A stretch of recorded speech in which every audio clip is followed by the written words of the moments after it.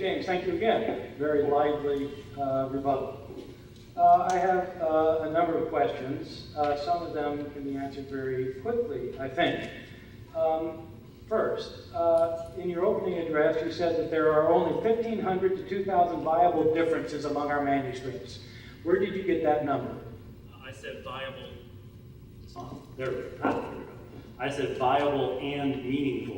Where did you get that number? I got that number from a number of studies by Dan Wallace that examined both the issue of viability as far as the number of manuscripts behind a reading, as well as those that actually change the meaning. He has estimated, actually I went above his number. He's estimated 1,100 to 1,400 at that point. I went above that number just simply so as to be careful. So this is Dan Wallace's opinion? I think Dan Wallace is an excellent scholar, and he very regularly has accurate numbers, especially in the material that he presents. I'm just wondering how somebody knows that it's both viable and important. I mean, for example, you don't think Mark 141 is important, or that Hebrews 2:9 are. I never said that, sir. Does he think those are important? We would both say those are important, sir. So those He's never said otherwise. Those are included in the 1,500 to 2,000 number? They would be, yes, sir. Okay. It just seems like it's a little odd to come up with a number like that, that it's probably more guesswork than anything, but okay. You say there are 12 manuscripts written within a century of the books of the New Testament. That's news to me. What are these 12 manuscripts? I'm not sure why it's news to you, sir. Dr. Wallace said the same thing to you at the Greer Herd Forum as well in his opening statement. So I don't understand how that can be news. But if you would look, for example, at Philip Comfort's New Testament text and translation commentary, and again, since Dr. Wallace presented that to you. I'm asking what the manuscripts are. A whole list, well, I can look one up for you. I know P52. Yes, there are a number, of course, partly would be the issue of when we date those New Testament manuscripts. Yes, it would. That is my for question. example, P32 of Titus is quite possibly that early as well. If you want an entire list, I can look it up for you here. It'll take me some time to get to it. I think the fact that Dan Wallace says something doesn't really make it so. I didn't say just Dan Wallace. I am reading something other than Dan Wallace in front of us here. P32 is dated to the year 200. Well, again, there are many people who believe that the numbers that are assigned in the back of Nestle Aland are extremely conservative. And obviously, there are many, for example, T.C. Skeet. Conservative would mean that they're dated later than normal or earlier. I don't understand. Being dated not as early as they could be. Well, yeah, you could date anything to any date you want, but the question is, what grounds do you have? Actually, that's correct. And are you familiar with T.C. Skeet's discussion of these variants? Yes, I do know T.C. Skeet, yes. Okay, well, and you're aware of the fact that on a number of the papyri manuscripts listed in the Nestle Aland text, he would actually give a Okay, let's earlier. talk about T.C. Skeet. When does he date P32? Well, again, I don't believe that he addressed P32 specifically. I believe that his was a manuscript of John that I was reading about. But are you not aware of the fact that there are variations? You're not supposed to be asking questions, I think.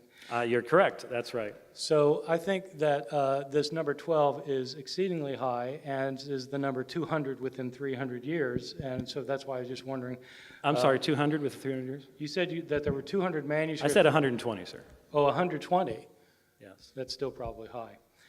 Let's go to this business with the Byzantine and the Alexandrian texts, which you said you weren't talking about manuscripts, you were talking about, I believe you said, printed collations. Is that correct? Yes, sir. Can you tell me what a collation is? Well, I was using the term there to speak of the collection of the readings of a wide family of manuscripts into one representative text, such as you have in the majority text, or you had in that particular instance, the Westcott-Hort text. That's different from a collation of a specific manuscript where you take a base text and then you work through a particular manuscript, providing every variation from that base text. Historically, the TR has normally been used, but thankfully, in recent years, Codex Vaticanus has frequently been used as the base text for collation, things like that. So there's two different ways in which you can use the term. Your latter definition is what a collation is. The other isn't a collation, it's a printed text, which is quite different. But let's talk about collations for a second. Suppose you compared a collation of a Byzantine manuscript with an Alexandrian manuscript, do you think you would get a 95% level of agreement? Of course not. I never even intimated such a Okay, thing. how high would the agreement be? Well, again, as you pointed out in your Brill compilation, that you need to have about a 70% to assign a manuscript to a particular manuscript family. And so Byzantine texts would fall into the 50%. However, that's not the assertion I was making. Yes, I understand your assertion, but now you're telling me that if you collate a Byzantine manuscript against an Alexandrian manuscript, there'll be a 50% agreement? Well, I'm really surprised that you're not following what I'm saying, sir, because obviously, as you know, when you're talking about percentages of variation, you're talking about not the total words in the manuscript and their readings, you're talking about the variations. I was talking about the total words. As I displayed before the people, Okay. I was giving a So computer let me repeat rendering. my question. When you collate a Byzantine and an Alexandrian manuscript, what is the level of agreement? On variance or words, sir? On words. Words and variance are two different things. I understand that, the percentage. because, in fact, you're the one who's talking about words as being 95% in agreement. I'm asking you, if you don't collate two texts, but you collate two manuscripts, what is the level of agreement in the words?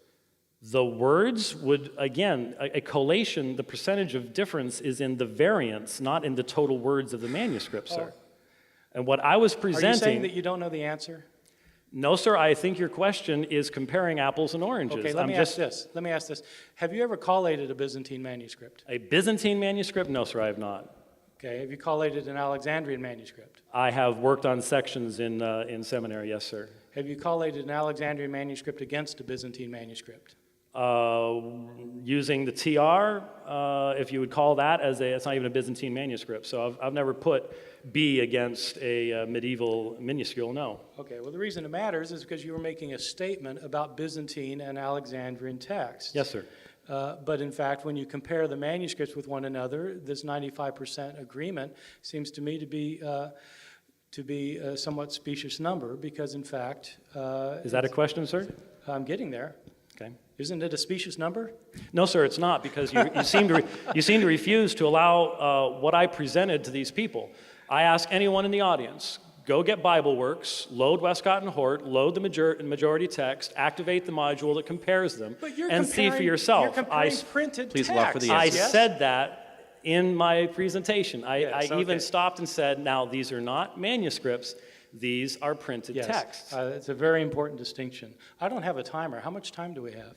12 minutes. 12 minutes. Oh, very good. Okay, let's see. So, where do we want to go from there? Let's talk about your main point, which seems to be that the original text is preserved somewhere in the manuscript tradition.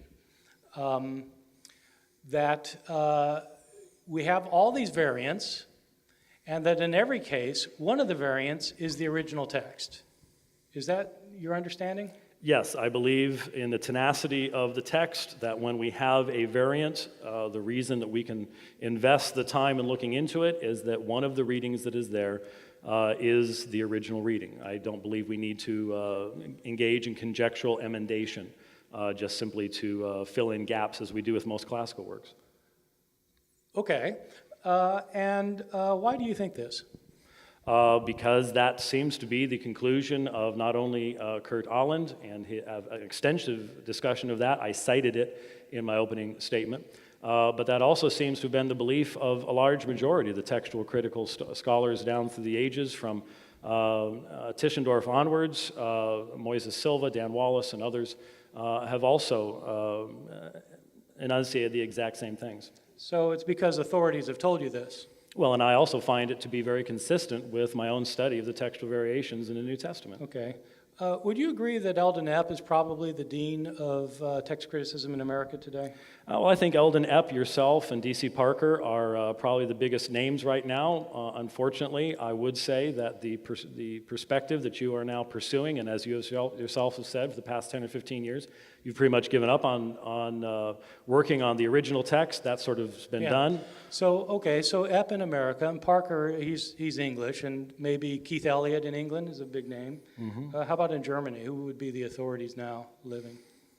With the Allens out of the picture. Well, Barbara's still living. I'm sorry. Barbara's still living. Yeah, but I don't think she's publishing, right? She's retired from the institute. So Maybe Klaus Wachtel or Gert Mink or... yes. Well, I'm sorry, I don't keep up with German textual criticism today. How about in France? I don't know anybody in France, sir. Probably Christian Bernard Amphoux. These are the biggest names in the field. Epp, Parker, Elliott, Allen, Wachtel, Mink, Amphoux.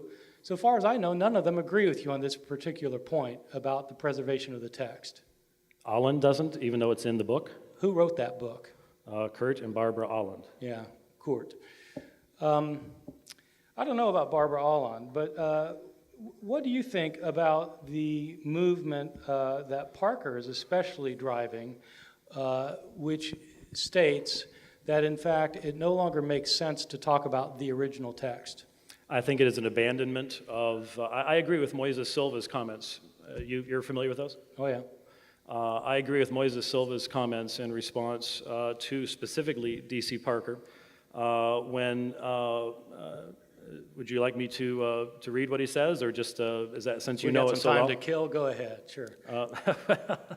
Actually, he says, nor do I find it helpful when David Parker, for example, sanctifies his proposals by a theological appeal to divinely inspired textual diversity, indeed textual confusion and contradiction, that is supposed to be of greater spiritual value than apostolic authority. Actually, his primary exhibit that he gives in response to that is your book, Orthodox Corruption of Scripture, where he says you cannot read a page. He says there is hardly a page in that book that does not in fact mention such a text or assume its accessibility, that is, the original. I'm not sure if you've changed your viewpoint since 1993, but Moises Silva certainly would seem to feel that if you now agree with Parker, that you have. Yeah, I have changed my view a little bit, but my question is really about Parker. Why is it that David Parker thinks we can't get back to the original text? Well, there are a number of reasons, theological and genealogical. Obviously, I have focused on his theological reason in that he asserts that we have made an artificial distinction between text and tradition, which I certainly would strongly disagree with. But as you yourself have said, as far as the current state of the manuscript tradition is concerned, we're as far back as we can get. I think the term that you used in an SBL article a few years ago was we're just tinkering as far as that is concerned. And so apart from some major find, a Dead Sea Scrolls level New Testament type of find, there seems to be a fair amount of skepticism at being able to get any farther back. Yeah, I agree with that. Could you tell me when I've got like a minute and a half left? Absolutely. Yeah, well, let's approach this from a different angle. This business with P75 to B, a lot of people have used this, and I mean, let me say, I know you keep saying I don't understand things, but the reality is I understand them. I don't buy them. And so let me ask you about this P75 to B. P75, say it was copied in the year 175, and say B was copied in the year 350, and that 350 is not a copy of P75, but it's very close to P75. That's an argument for showing that there was a consistent line of tradition, at least in that Alexandrian, Proto-Alexandrian line, right? All right. What does that, so the fact that somebody in the middle of the 4th century accurately copies a text, what does that tell you about somebody copying a text in the year 70? A number of things. What I was attempting to explain, and you may consider it bogus and dismiss it, it doesn't change the fact that what I was attempting to present was this issue of multifocality and the multiple lines of transmission. That these two manuscripts are probably closer together than any other two manuscripts from that time period in their readings, and yet they are not in the same specific line of transmission. Oh no, that's incorrect. They're both Proto-Alexandrian manuscripts, aren't they? As I put on the screen, sir, what I meant by that was P75 is not the direct ancestor. No, but they're of still B. in the same line of, they're so much in the same line of tradition that they're cousins virtually, aren't they? Okay, I'm attempting to answer, but you're just arguing with my answer. But you're am not really, you're not seriously going to contend that Go. P75 and B are not in the same line of tradition, are you? I obviously defined the term line there as direct lineal genealogical ancestor, which I did in my opening statement as well. What I'm saying is, while they're both clearly Proto-Alexandrian manuscripts, they are in the same stream. They represent two different lines within that stream because Vaticanus contains readings that are older than P75. Okay, let me ask this. How many genealogical lineal manuscripts do we have related to one another? I don't even understand the Well, question. you just said that they're not in a lineal genealogical line with each other. In other words, one is not a copy of another. Exactly. How many copies P75, of other manuscripts do we actually have? all I said, sir, is that P75 is not what was copied to make Vaticanus. Got it. I don't have any other way of expressing the statement that I'm there asking was a one. question. I'm asking how many copies of manuscripts do we have? In other words, where we have the original and the copy. You mean where we absolutely know which one was copied from which? You're saying B is not a copy of P75. Because and- it contains different, and you're making- more ancient readings, yes. Yes, I got that. So, but I'm wondering if that's usual or unusual. Do we have copies of manuscripts in the tradition? We don't have, the only thing I can think of you're asking is something like 1739 where we know something about the nature and the origination of what it is a copy of, No, my or point even is that- Bezae or something like that. But very rarely do we know the exact lineal parent Right, we have a of any couple of manuscript in the first 1,000 years. Exactly. I mean, so the fact that one isn't the copy of the other is in fact completely normal, right? Because we Yes, don't sir. have copies. Yes, sir. But they are so closely related that they're in the same line of tradition, yes? Of course, yes, sir. Okay, good. What then does the fact that B is close to P75 but not a copy of P75, B copied in the year 350, say, what does that tell us about copying practices in the year 70? I said what it does is demonstrate that the onus is upon the skeptic to assert that there is corruption in the primitive period, because since we have multiple lines coming out of the early period, and yet it's the same New Testament, that if there was some kind of primitive corruption, you would have multiple corrupted lines coming out that Yes. vary massively from one another, and Great. that is not the Okay, case. excellent. That's not the case. No, So you said in seminary you did some collations of early manuscripts. Tell me, how do the early manuscripts stack up against each other in comparison with the later manuscripts? Well, as I've said in my published works, the vast majority of meaningful and viable variants take place within the first 250, 300 years of the transmission history of the New Testament. That's a given. Yeah, let me reword it. If you compare two Byzantine late manuscripts to one another, Of course. will they agree a lot or not very often? Well, of course. So the variations between a 14th century Byzantine minuscules are almost totally based upon scribes falling asleep or Yeah. slapping a bug while they're writing. What about the Nothing more. early manuscripts? The early manuscripts, because, as I said in my opening presentation, they're being done in a very different period of time where very rarely did Christians have access to scriptoriums or things like that because of persecution taking place, the destruction of texts and things like that. There is a much wider variation between them. So the earlier the manuscript, the more differences there are between them. As P72 demonstrates, these men were not, by and large, well, P75 is different, but P72, P66, these were not professional scribes. 1 minute. I'm sorry? Okay, minute. so let me just say something. I'm sorry. The point is that the earlier you go, the more different they are. So you just extrapolate that the earliest were probably the most different. Let me ask about P72, where you resonate with this particular text. You said that has 2 Peter and Jude in it. What other documents are found in P72? There are some non-canonical documents in P72. My recollection was that 1st, 2nd Peter, and Jude were the only canonical documents in it. Right. So I'm just wondering about your resonating with this document. I mean, do you think the scribe thought that what he was copying was Scripture? Well, I don't think that you can simply jump to the conclusion that because scribes included books in a single codex, that meant that they believed that everything in that codex was necessarily scripture. There are all sorts of works that were considered to be very beneficial for the reading of people that were included in codices that were not necessarily canonical. Yeah, I just thought that was odd that that particular manuscript is one that you resonate with because it's the earliest attestation we have of the Proto-Evangelium Jacobi. Time? Okay, good. Thank you. Okay. Dr. Ehrman, you said in your rebuttal that P52 contains a major, I believe it was, you can correct me please if I was wrong, major textual variant that changes the meaning of the text. Do you have access to a textual variant there that is not listed in the Nestle-Aland text? It's the restoration in the lacuna, as Metzger points out in his manuscripts of the New Testament, of the absence of the words eis tuta before elelutha. And there are a couple of other variants. I mean, there's a full discussion of it in Metzger's book on the manuscripts of the New Testament. And you would consider this to completely change the meaning of the text? No. Okay, all right. It changes the meaning of the text. Okay. I think anybody who thinks that the words of the New Testament are inspired has to think that the words matter.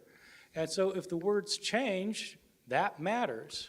All right, Dr. Ehrman, since you disagree with evidently Kurt Ahland on the issue of tenacity, could you list for us some variations in the New Testament where you are willing to assert that none of the extant readings in the manuscript tradition could possibly be the original? No, I think there's always a possibility. It's not a question of possibility, it's a question of probability. Of course, anything could possibly have been original. The original author might have written nonsense. And why not? It's possible. And later scribes might have corrected that nonsense. So one has to weigh probability. It's interesting that Westcott and Hort, the two giants in this field in the 19th century, were quite insistent that most of the text of the New Testament was preserved in a codex like Codex Vaticanus, and yet they resorted to conjectural emendation on a large number of occasions. If you want an example, if you want just one example, I mean, I don't know how much sense it'll make in English, but one common one that my teacher, Bruce Metzger, used to talk about as being possibly a strong case for emendation is 1 Peter chapter 3, verse 19, which follows a creedal statement about Christ. The Greek text, well, I guess I better read it in English. It says, Christ suffered for sins once and for all, the righteous for the unrighteous, in order that he might lead you, textual variant there, to God, having been put to death in the flesh, but having been made alive in the spirit. And then chapter 19, then the next verse says, En ho kai tois en phulake pneumasi paruthes ekheruxen, in which also he preached, having gone forth, he preached to the spirits who were in prison. Boyer and others, including Harris, have proposed emendations at this point because, for grammatical reasons, but also because they think that in fact it might be a mistake, that in fact this is talking about the old early Christian tradition about Enoch, who was preaching the preaching of Enoch according to some of the apocryphal materials. So, I mean, it strikes me that that's a plausible place where you might need an emendation. So, what percentage do you believe of the New Testament is impacted by viable meaning textual variants? I've never put a percentage on something like that because I'm not sure that percentage actually means anything. I mean, for example, if I speak a sentence in 100 words and I change only one of the words, but the word that I change is whether I say the word not or not, the entire sentence is reversed in meaning. Well, it'd only be a 1% change, but it'd be really important. So I don't think percentages.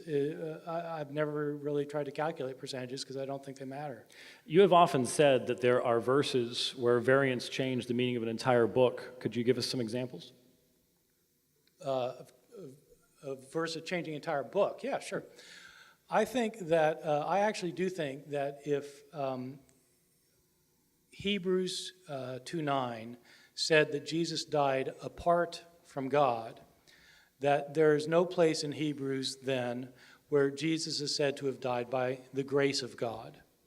And that the meaning now, I think, for Hebrews means that Jesus died like a full flesh and blood human being without any divine comfort or support. If the reading is not chorus theou, but charis theou, that he died by the grace of chariti theou, he died by the grace of God, then in fact you do have the teaching that Jesus' death was an act of divine grace in Hebrews, which otherwise you don't have. And yet when you argued that point in the Orthodox corruption of Scripture, did you not argue that chorus theou is consistent with the theology of Hebrews? Yeah, the variant changes it. How can you argue that it's consistent with the theology of Hebrews if I'm the not saying variant chorus. changes it? I'm saying that charis, depending on which variant you have, the meaning of the book changes. So nowhere else in the book do you have this idea of Jesus' death that would be presented in Hebrews 2:9 based upon reading 1/10th century manuscript and Origen's manuscripts, at least some of Origen's manuscripts. You said the majority, but I don't know where Origen actually said that. I'm sorry, I don't understand your question. So your assertion then is that the book of Hebrews would not present that view of the atonement of Jesus unless you have that reading in Hebrews 2:9. Elsewhere, it just doesn't. Nowhere else does Hebrews say that Jesus died by the grace of God. This is the one place. I understand that, but you believe that the original is chorus because that is consistent with the writing of Hebrews, with That's the right. theology of Hebrews. And the variant changes that. Away from it. Okay, I understand what you're saying. On the Unbelievable radio program in London, you discussed the length of time that exists between the writing of Paul's letter to the Galatians and the first extant copy, that being 150 years. You describe this time period as enormous. That's a quote. Could you tell us what term you would use to describe the time period between, say, the original writings of Suetonius or Tacitus or Pliny and their first extant manuscript copies? Very enormous. Sort of ginormous would be a good one? Ginormous. Ginormous, okay. Ginormous doesn't cover it. The New Testament, we have much earlier attestation than for any other book from antiquity. What you can't do is then say, well, then you can't trust any book from antiquity. Okay, yes, right, that's right.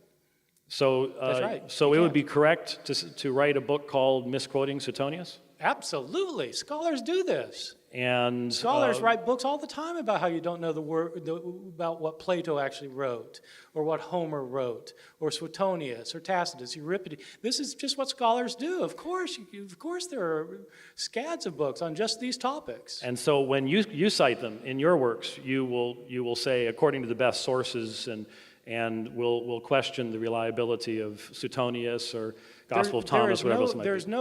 There's no scholar who's an expert in Suetonius or Cicero or the Gospel of Thomas who will tell you that we absolutely know what these texts originally said.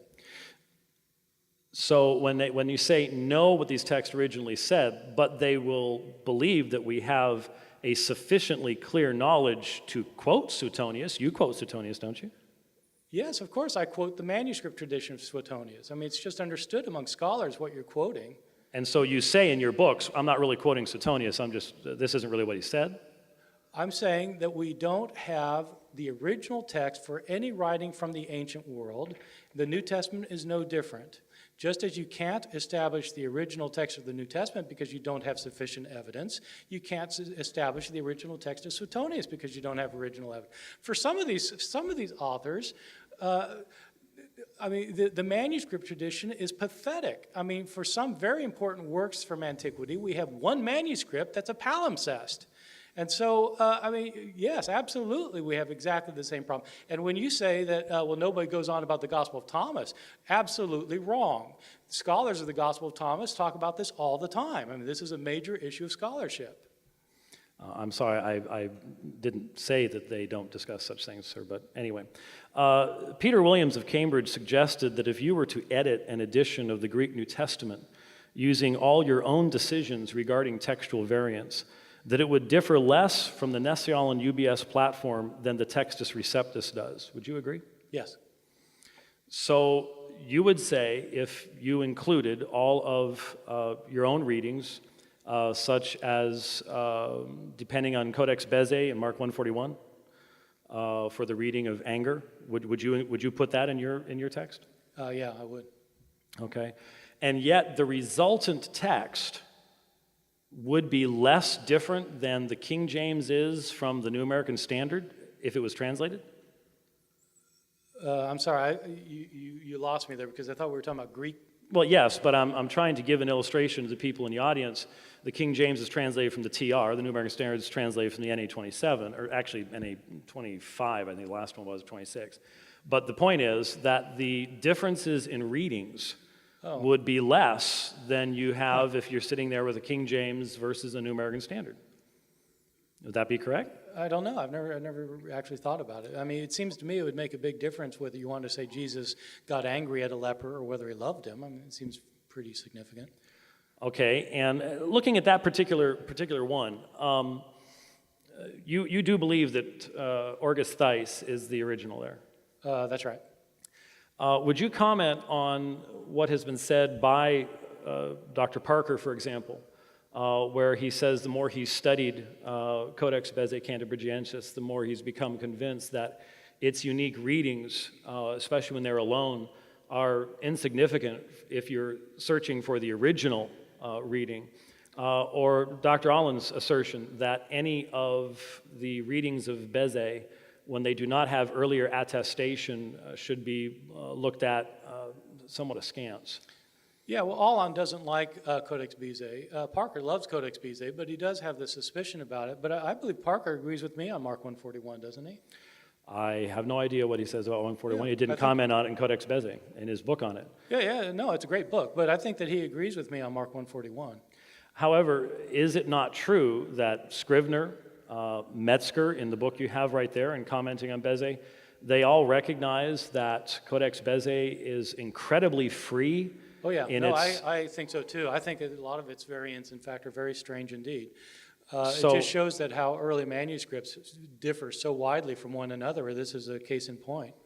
So if Codex Bezae adds all sorts of commentary, the number of steps Paul stepped down, the time frame when he lectured in Acts, all these things are added, why wouldn't it be more likely, given that there is no earlier manuscript support for that reading, that the writer of Codex D saw the very same strong language that you yourself have pointed to in your argumentation? He casts him out, he strongly upbraids him, and made a change, as he did in so many other places in his writing. Well, that's a standard argument. That's what people have said for years, and I disagree with it. I think that, in fact, on internal grounds, there are solid reasons for thinking that it was Orgus Theis.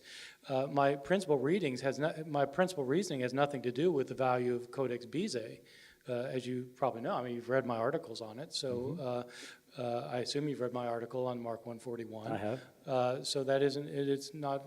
I mean, Codex Bezae is, to some extent, neither here nor there. It provides us with the reading, but it isn't the strong argument for the reading being original.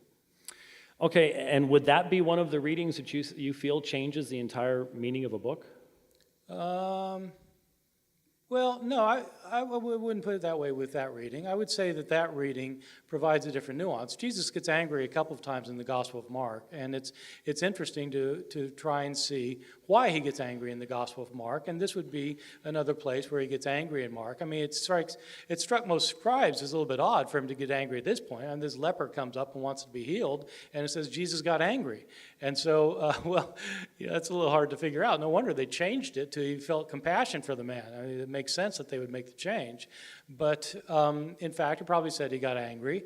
And then the task of the exegete, the interpreter, is to try and make sense of why it is. Now it says that Jesus got angry when this leper approached him. And so it changes the meaning of the book to the extent that it gives you a fuller understanding of why Jesus gets angry in the Gospel of Mark. By the way, he doesn't get angry in Matthew or Luke. When you repeatedly say that we don't know what the original writings of the New Testament said, given that there are entire sections of text where there is no variation basically at all, would you agree that we know what those sections of the New Testament said? Okay, let me explain why, because I don't think I've explained it very well. Let's say Paul wrote his letter to the Philippians, and they got a copy. And then somebody made a copy of that original, and made a couple mistakes. And then somebody copied that copy, made a few mistakes. And then the original was lost, and the first copy was lost. And that all other manuscripts ultimately derive from that third copy. In other words, that third copy was, the original wasn't copied anymore, the first copy wasn't copied anymore, only the second copy was copied twice, and both of those was copied 5 times, and each of those was copied 20 times, so that they all go back in a genealogical line to the third copy, rather than to the original. All you can reconstruct is what was in the third copy. And all manuscripts, when they agree, 95% of the time, or whatever number you want to put on it, when they agree 95% of the time, that just shows that they all go back to that copy. It doesn't show they go back to the original. And so this kind of perspective, I want to make sure that we're all understanding exactly what you're saying. This is why you would say that if anything was ever inspired, in essence, we'd have to have the original for it to be inspired. No, I told you long ago that this was not going to be a debate about my doctrine of inspiration. I'm not saying anything has to be one way or the other. God could have inspired the originals and then decided to allow scribes to change the originals. God could have inspired all the textual variants. If you're saying if it's impossible, then when you're talking about God, nothing is impossible. The church father Origen maintained that all of the textual variants were inspired by God, that he inspired the scribes. So, well, that's perfectly fine if that's what you want to think. I simply don't think so. My view is that if God wanted us to have his words, he wouldn't have allowed his words to be changed so that we don't know what the words were. So the standard then that would have to exist for you to have maintained the position that you held would have been either the originals or some perfect copy thereof. Why would God not allow the originals to be preserved? I used to ask myself that question. I mean, if he inspired Mark to write down this book, why wouldn't he let it? I mean, it wouldn't be impossible for it to be preserved. There are other books that are preserved that long. Why wouldn't he tell Christians, keep that book so that you have something to judge the copies by? But he didn't do that. We don't have the original. So it made me suspect that maybe God wasn't that interested in giving us his words. If he was, why didn't he give them to us? That was my question. So clearly that's not the perspective of the apostles themselves, who themselves did not have access to any originals of the Old Testament, and yet they quoted freely from the Old Testament based upon even translations of the Old Testament. That's right. It was not their view. I'm sorry? That's is right. not their view. view. It was not their view, no. Right. So as you are thinking about this, then... I should say, though, when they quote the Old Testament, it's a very interesting thing because they quote it in different forms, and in the form they quote it often is not the form that we have it. Matthew, for example, quotes the Old Testament sometimes. He'll give a quotation of Scripture that you can't find in the Bible. Why is that? Because he had a different form than we have. So to apply your standard then, how could there have been any revelation given without the ability for perfect copying down through the ages? It didn't have to be perfectly copied. God could have just preserved the originals. So if there is any claimed scripture from antiquity that does not have the originals. The Quran has textual variation in it that can't possibly come from God then. I'm not drawing that theological conclusion, and I don't really appreciate you likening me to a Muslim, I didn't. both in your speech and just now. I'm not making any stand about the Quran. I don't know anything about the Quran. I'm simply making a very basic point. And I'm not making this as a normative point for everybody. I'm saying for me, it doesn't make sense to say that God inspired the words because he wanted us to have his words if he didn't give us his words. We don't have his words because the originals don't exist and accurate copies don't exist. There are places where we don't know what the originals even said. So your standard for accurate copy is perfection, is it not? Perfection. Yes, sir. I think if I copy the word ego, and instead of writing ego, I write autos, then in fact, that is an imperfect copy. A perfect copy would be a copy that copied ego as ego.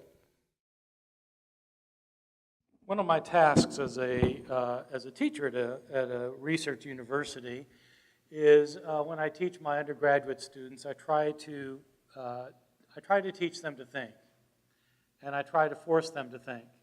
I try to force them to think logically. I try to get them to accept points of view, not because some authority has told them these points of view, but because they've seen the power of the arguments themselves. The arguments are much more important than the people who make them, in my opinion. And so it is with what has turned into the key argument in this debate. How do we know that we have the original text among the hundreds of thousands of variations that are found in the textual tradition of the New Testament? Kurt and Barbara Allen's book indicated that, in fact, the original text is always preserved somewhere among our variants, so we can rest assured that we have the original. But is this a view that makes logical sense? That's the question. Scholars have gotten away from thinking this. If you do like authority, then let me tell you the authorities for the other side.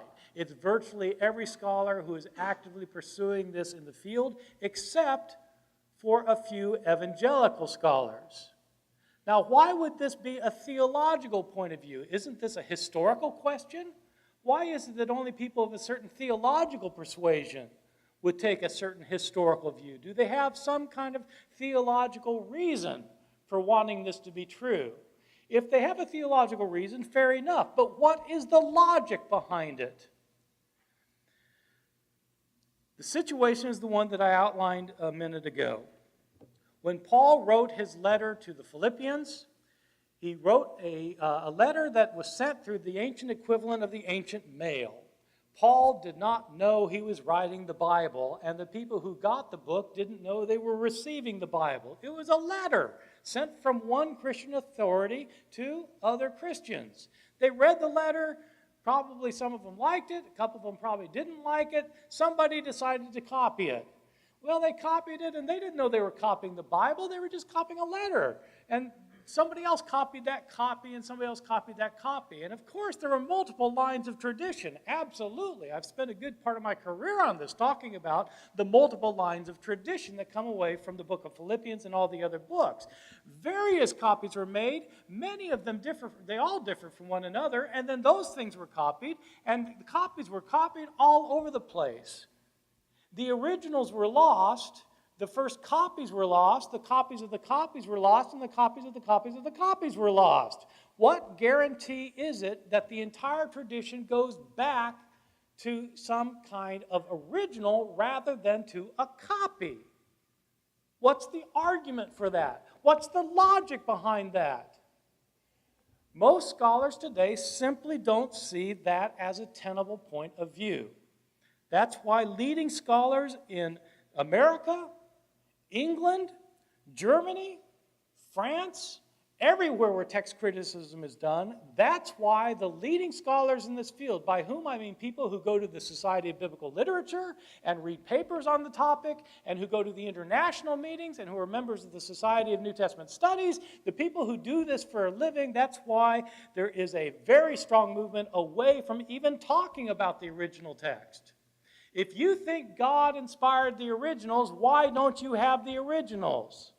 And why is it that we don't know what the originals said in places? The differences in these manuscripts do matter. It does matter whether the Gospel of John calls Jesus ha monogenes theos, the unique God. That's very different from saying that Jesus is divine. If Jesus is the unique God, well, that's a very high statement that you find nowhere else in the Bible. Well, did he say it or not? It depends which manuscripts you read. Is the doctrine of the Trinity explicitly talked about in the Bible? It seems to me that should matter. Well, it depends which manuscripts you read. I know that James has dealt with these issues in his writings. It doesn't, though, mean that they're not important issues. When Jesus was going to his death in the Gospel of Luke, did he become so distressed that he began to sweat drops as if of blood? The passage that we get the term sweating blood from. It depends which manuscript you read, and it matters a lot for understanding Luke's Gospel whether Jesus went through that experience or not. Did the voice of Jesus' baptism in Luke's Gospel say that on that day of his baptism is when God adopted him to be his son? You are my son, today I have begotten you. Depends which manuscript you read, and it matters a lot. I understand the arguments of people like James and Dan Wallace, but sometimes, they don't make sense to me, even though I intellectually understand them. Dan Wallace, whom he keeps quoting, insists that, in fact, differences don't matter in the manuscript. Well, if the differences don't matter, why is it that he is undertaking a major project dealing with Greek manuscripts, a project that is going to cost hundreds of thousands of dollars? If the differences don't matter, what does he tell these people he's trying to raise money from?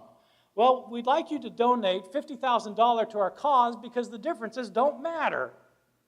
Of course they matter. And if they don't matter, it is shameful to be spending hundreds of thousands of dollars on this in a world where people are starving to death. If the differences don't matter. Well, the differences do matter, in my opinion. One issue that has continually come up, not from me, is the issue of preservation. And James has, I think, fairly asked, why is it that every time I talk about textual criticism, the issue of preservation comes up and my view of inspiration comes up? The reason it comes up every time is for the same reason it came up this time. It wasn't an issue that I raised, it was an issue that James raised. And when I had my interview with Pete Williams on London Radio a few weeks ago, it was an issue that Pete Williams wanted to talk about. And when it was an issue at the debate in New Orleans with Dan Wallace, it was an issue that Dan Wallace wanted to talk about. This is not an issue that I am really all that hot and bothered about. I simply talk about it at the beginning and the end of my book because it's the issue that at one time made me interested in knowing, do we have the original text? I wanted to know that because I was a Bible-believing evangelical Christian who believed that God had given us the words of the text, and I became bothered by the fact that it appeared we didn't have them. And so that's what got me interested. It's what made it interesting to me at the time. Well, I think it's an issue that continues to be interesting. I raise it, though, simply as an issue I'm interested in, not in something I'm that interested in debating about. You can have your own view of inspiration, and I'm happy to tell you mine. My view is that if God wanted you to have His words, He would have given you His words. He didn't give you His words because His words in places are not preserved. So why do you think He inspired the words in the first place? That's my point of view. James wants to talk about this as some kind of hardcore standard that I have to apply across the board with respect to, for example, the Quran. I don't know anything about the Quran. I don't know very much at all about Islam. I'm not connected with Muslim apologists that he's in contact with. I do know that they use my work, and I'm sorry that if people don't appreciate the fact that they use my work, but it's not really my fault. I haven't given my work to anybody. I simply write the books and let people read the books. The books, in fact, make very different points from points about inspiration. The books make points about whether we have the original text of the New Testament. Our topic of debate was, does the Bible or did the Bible misquote Jesus? And the answer is yes. Remember that for most of history, the Bible was not the printed edition that you read today. For most Christians throughout history, the Bible was whatever manuscript happened to be available to them. What manuscript was available to the Christians in their churches? All of these manuscripts have mistakes in them, including mistakes in the words of Jesus. All Bibles misquote Jesus. Thank you.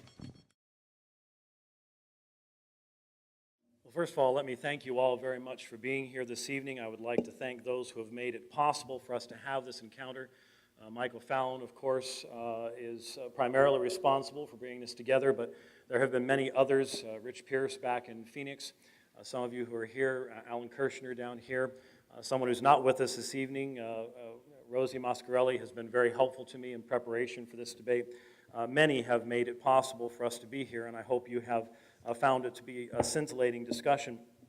I believe that people will be amazed at comparing what I specifically and clearly said and what Dr. Ehrman has represented me as saying, especially on specific issues this evening. That's why I hope people will go back and they will listen again and again and again and check the facts for themselves. We were just told that scholars are getting away from this. Yes, postmodernism is creeping in.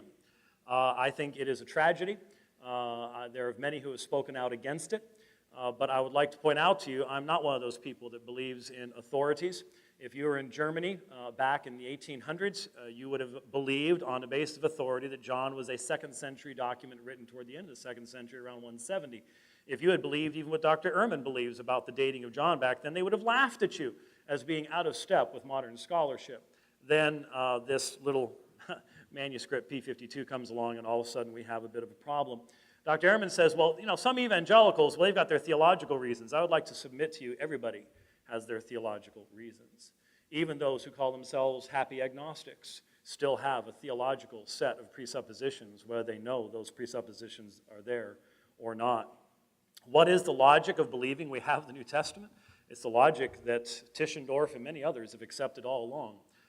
That is, if there was that major corruption in that earlier period, why do we have only one New Testament text coming out? Are there variants? Yes, but is it still the same text? Is it still Philippians? Is it still Galatians? Is it still the presentation of the same theology? Yes, it is.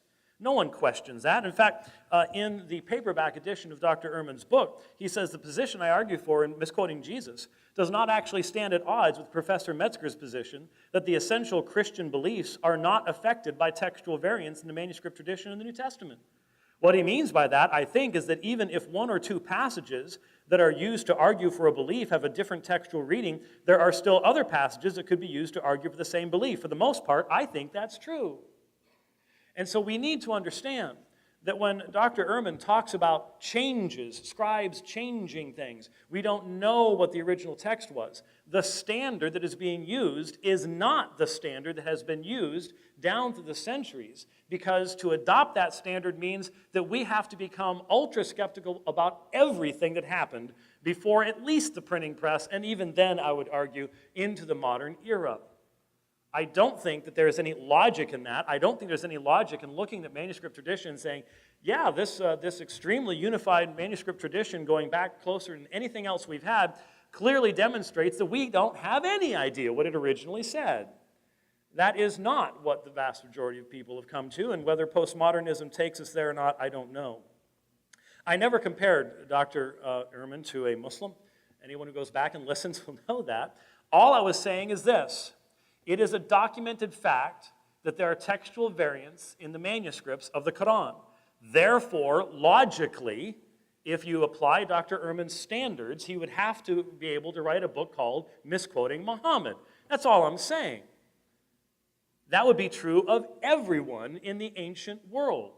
So why does misquoting Jesus end up on the New York Times bestseller list? I think it's because we live in an age where many people are looking for a reason not to believe. That is why. A few weeks ago, I debated Dr. Zulfikar Ali Shah, an Islamic scholar and apologist at Duke University. The subject was a comparison of the Bible and the Quran. 2 of the 4 books on Dr. Shah's desk were by Bart Ehrman. At one point, Dr. Shah informed us that all we had for the New Testament were copies of copies of copies. I had to smile. If you listen to men like Richard Dawkins or Christopher Hitchens, you will often hear Dr. Ehrman's name cited as the final authority in the scholarly demonstration of the corruption and utter unreliability of the New Testament. I don't think either man really has a clue what Bart is actually talking about, but that does not stop them from invoking his authority. A few years ago, my daughter ran into an anti-Christian zealot teaching in the Phoenix area, Lee Carter, who in the midst of giving the highly scholarly advice to Google the authorship of the Gospels, invoked Dr. Ehrman's name as part of his anti-Christian diatribe as well. I do not believe Dr. Carter has any meaningful understanding of the field of textual criticism, but he is representative of many in academia today who are more than happy to blast the New Testament and smugly proclaim to 18-year-olds that scholars have proven it to be an unreliable document. Bart Ehrman cannot control the use of his words. As far as any of these have misused his comments, the responsibility lies with them. But the fact is that Dr. Ehrman has had many opportunities to correct these misapprehensions, and strangely, he doesn't. I have listened to NPR interviews where the interviewer is going on and on and on, and instead of correcting their many misapprehensions, Dr. Ehrman allows them to go on unchallenged.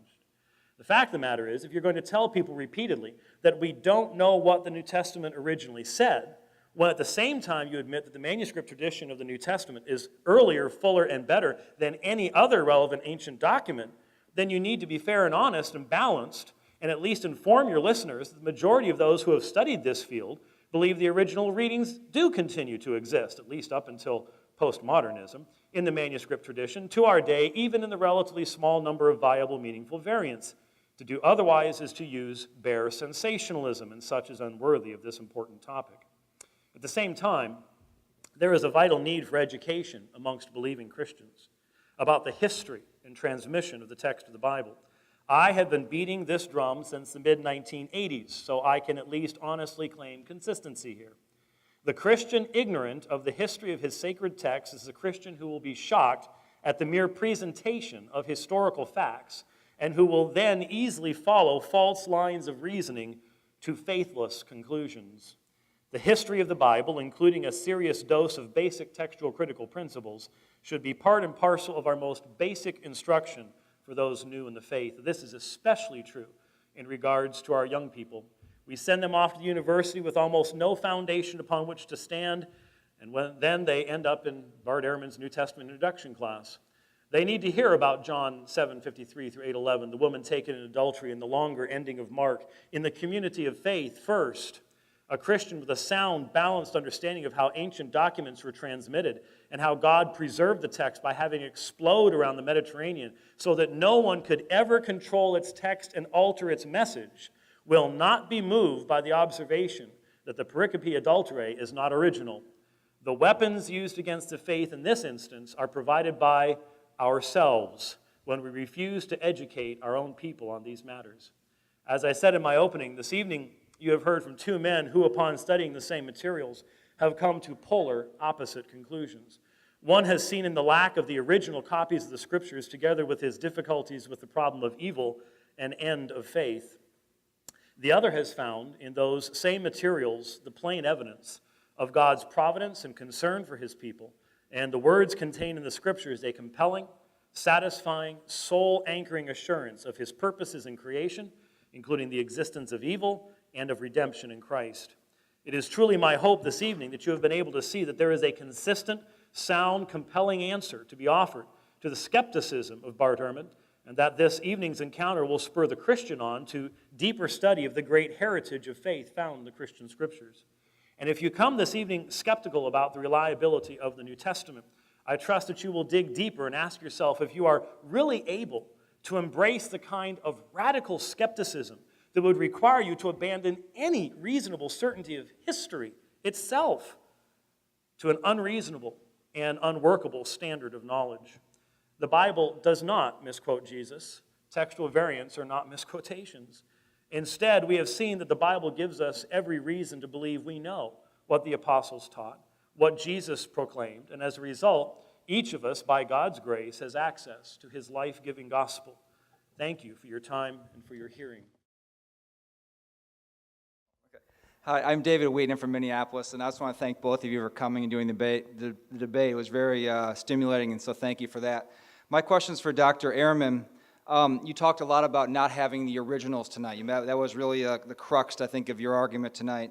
And you said we can only be sure, let's say, if we're going back to, let's say, the third copy past the original. So we have an original and then a copy of that, and then maybe to the third level. How do you know, or aren't you making a big assumption that there were mistakes from the original to that third copy? How do you know that there were mistakes made between that original and the third copy that it goes back to the genesis of? Yes, thank you. It's an excellent question. And of course, we don't actually know anything when it comes to this sort of thing, which may sound like total skepticism, but I'm sorry, we don't know. How would we know? So what we have to do is extrapolate on the basis of what we do know. And what we do know is that as you go back earlier in the tradition, so the earlier the manuscript, the more the mistakes. The manuscript tradition is filled with more mistakes early, and the reason is because the people copying the text weren't professionals. And that was even more the case for the third copy than it was for the 33rd copy. So that the situation is actually much bleaker than I painted it. Scholars for over 80 years now have been convinced that all of Paul's letters that we have actually are copies of a collection of Paul's letters that were made around the year 100. In other words, they're all copies from about 40 years after the original. So they weren't the third copy, it was much, much later. Okay, Dr. White? Very briefly, I think the thing that must be kept in mind is that these manuscripts did not exist in some vacuum. They exist within the fellowship of faith. Paul's still around. There are people who knew Paul that are still around. There were those who knew his preaching that were still around. I think there's a real danger in isolating the manuscripts from the historical context and the continued existence of the church, just as with the Gospels and the fact that, as Richard Balcom has talked about, the eyewitnesses that continued in the church for a long period of time, very important as well. Thank you. And your question is for? Dr. Ehrman, my name's Robert Melney. My question is to you, the Old Testament went through the same process that you said that the New Testament went through too, right? Exactly, the copy of copy of copy, right?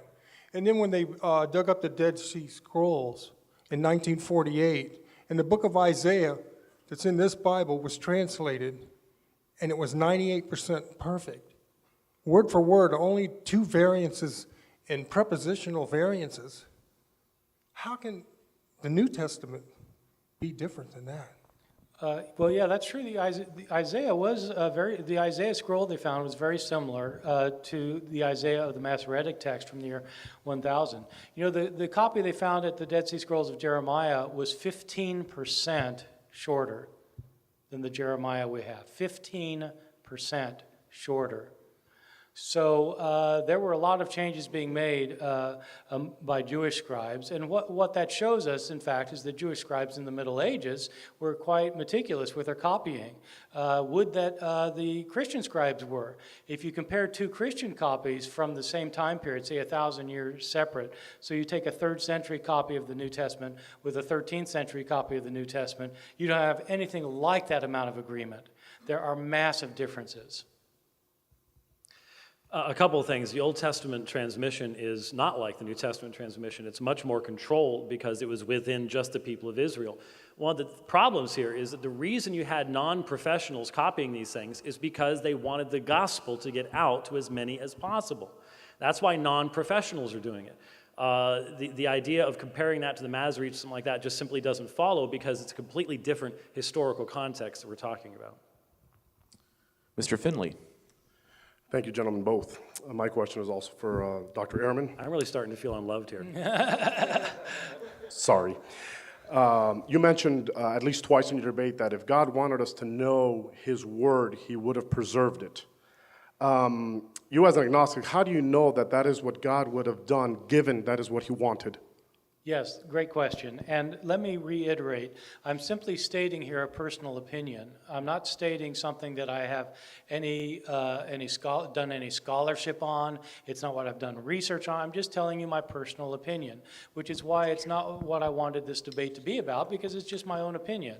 And so you can have a different view. It's just, I'm just telling you what makes sense to me, which, I've said it probably more than twice. I think I said it about 20 times, but maybe, I've got 20 seconds, so I'll say it again. I mean, it seems to me that if God wanted us to have His words, that He would have given us His words. If He wanted to, why wouldn't He? And it wouldn't have been impossible to do. He could have made sure the originals were preserved. He could have made sure that they were copied accurately. That'd be no more of a miracle than inspiring them. And so the fact that He didn't preserve them, to me, indicates that He probably didn't give them in the first place. This is obviously something that there is a big disagreement on. Obviously, you've heard my response to that. God did preserve His words. It's the how that differs. The idea of having to have the originals is simply nothing. I don't think anyone in the early church even could have even begun to conceive of such a standard that Dr. Ehrman uses now. But I would just like to point out that I would like Dr. Ehrman to add to his book a disclaimer. This conclusion, which atheists and Muslims and everybody else thinks is the conclusion of my scholarship, is just my personal opinion. It's not actually scholarship. I think if you that'd read be my good. book, you'll see that, in fact, I don't state it as a result of scholarship. And your question is for? Dr. Ehrman, of course, as everybody else. No, actually, I do want to say this on the part of Dr. Ehrman. I have read your books, and I am a Christian, and it actually has strengthened my faith. I know Dr. White was talking about people quickly take your works and use it to promote atheism, Islam, and so forth. But the thing is that, okay. Talking about double standards. Somebody would try to espouse the Jesus myth to you, that Jesus never existed, and you are an authority in the historical Jesus. Here's my question. With the knowledge we have with the Gospels, how much can be deduced regarding how much we know about Jesus? Yeah, that's a very good question. And I think that historians can only establish levels of probability. What is really almost certain, what is less certain but highly probable, what's fairly probable, what's kind of probable, what's possible, what's unlikely. I mean, you have that's what historians do. They establish levels of probability. And I think with some things with the historical Jesus, you can establish very high levels of probability.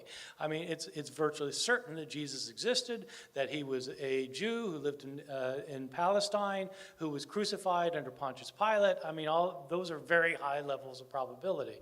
So there have been people who've wanted to argue that I think that Jesus never existed, which is quite remarkable, since I wrote a book saying what I think you can say Jesus said and did.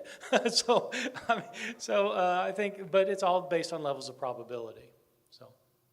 Well, one thing I find interesting, I played on my webcast Dr. Ehrman's encounter with the infidel guy, because the first time I ever heard Dr. Ehrman dialoguing with someone who was more radical than he was in skepticism on those issues. And it was fascinating to listen to that dialogue. Dr. Ehrman earlier said, I'm not all that hot and bothered about the subject of the preservation of the text. And yet, even in the dialogue with Reggie Finley, the infidel guy, still raised the issue and presented it to him in that context. That's why I think we have been discussing it this evening. Your question is for? Dr. White. Hey, I'm so excited. Thank you. Great debate. I've enjoyed it very much. Thank you, gentlemen. My question concerns the John 8 passage. And as Dr. Ehrman even mentioned, that it's a powerful story. It is rich in biblical wisdom. And my question is there a defense that can be made of that passage as authentic in the life of Jesus, since its wisdom does have a biblical flavor to it? And if there can be made a defense, what would that be? Well, I'm sure that someone, certainly Byzantine priority people would raise a defense, but it would be a fundamental defense of the Byzantine manuscript tradition.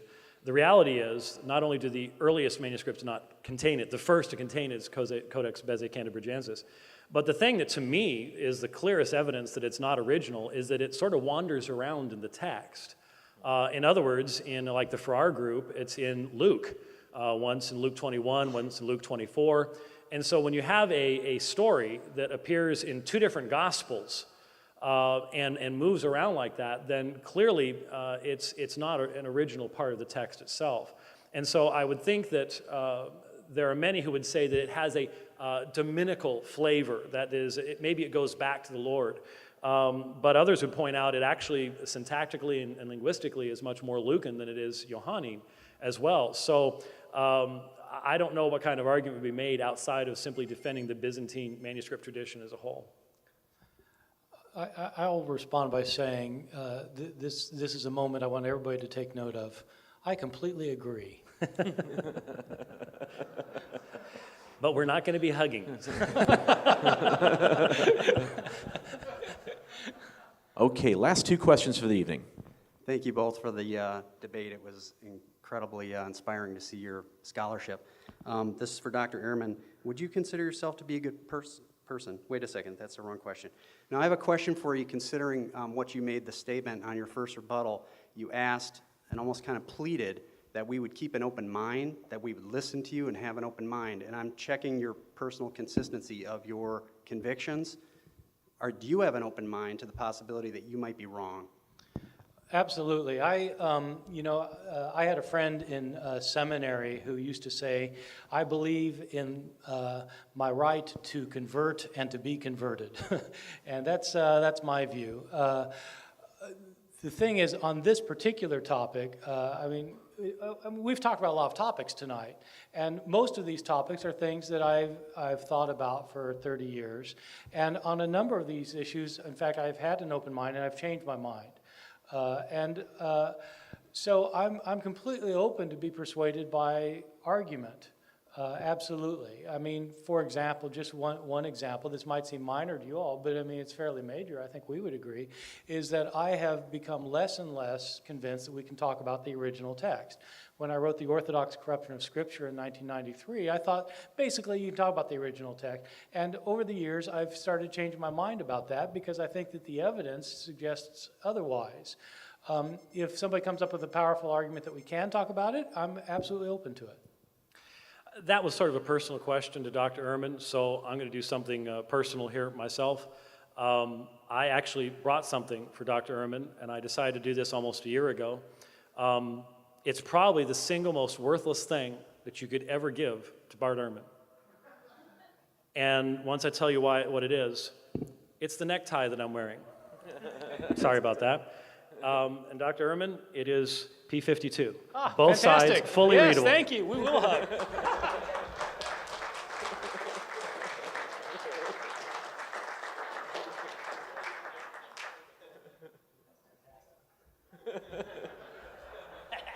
Probably a Monty Python fan as well, so anyway. Okay. A last question of the evening. Hello, I wanted to thank you both for the lively debate. I believe from a theological perspective that the Bible... Who's this addressed to? Oh, Dr. White, actually. Want to ask you a question. Thank I you. believe from a theological perspective that the Bible in its original forms is the inerrant Word of God, and if we, for the sake of argument, ignore inspiration, because we've already covered that, do you believe the Bible, as we have it now, is inerrant, or the originals, or what is your perspective on just inerrancy if we just neglect the inspiration portion of it? Yeah, I would hold to the Chicago Statement on Biblical Inerrancy, which makes a very clear distinction between the original and copies thereof. I do believe in the tenacity of the text, and so therefore I do believe, as we've put it, that it's like having a jigsaw puzzle. We've got 1,010 pieces instead of 1,000. It's not a matter of having lost anything. And so, yes, obviously, as Pete Williams liked to put it in the radio program they did a few weeks ago, Bart tends to see the glass as half empty, and others tend to see it as half full. I really do believe that when a person begins to dig into these issues, that you discover that there is really no question about what the New Testament teaches, about the role of Jesus and things like that, that these textual variants, especially things like the Comma Johanneum, Dr. Ehrman kept saying, they're saying they're not important. I've never said they're not important. I've said they do not alter the message and that we should study them, but that we can know what the New Testament originally taught. When I started out in this study, I was a firm believer in the inerrancy of the original text, that I thought it had been copied and made changes by human hands. And that view of inerrancy started crumbling as soon as I started seeing that, in fact, talking about the inerrant originals doesn't make sense if you don't have originals. I think that was the first step away for me from the view of inerrancy. Okay, thank you. Would you please thank them again, folks? And thank you for coming out tonight. It's a great demonstration that you care about such matters, and that certainly is a start.